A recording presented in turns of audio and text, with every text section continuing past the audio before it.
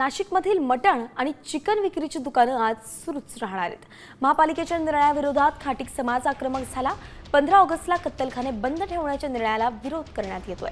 तर नाशिक महापालिका हद्दीतील कत्तलखाने बंद ठेवण्याचे पालिका प्रशासनाचे आदेश होते।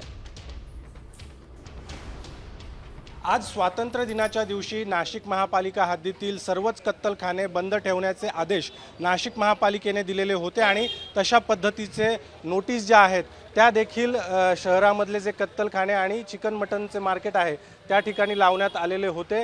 खाटीक समाजाने या सगळ्या महापालिकेच्या निर्णयाला विरोध केलेला होता आणि महापालिकेच्या या निर्णयाला न जुमानता आम्ही आमची दुकानं सुरूच ठेवू अशा पद्धतीचा इशारा देण्यात आलेला होता आणि आज त्याच पद्धतीने ही सगळी नाशिक शहरातील चिकन आणि मटन विक्रीची दुकानं जी आहे ती सुरू ठेवण्यात आलेली आहे। सर्व दुकानं जी आहे ती आज दिवसभर सुरू राहणार आहे। त्यामुळे आता हा वाद जो आहे तो आज दिवसभरामध्ये आणखी चिघळण्याची शक्यता आहे। कॅमेरामन प्रवीण काळबांडेसह अभिजित सोनवणे, साम टीव्ही, नाशिक।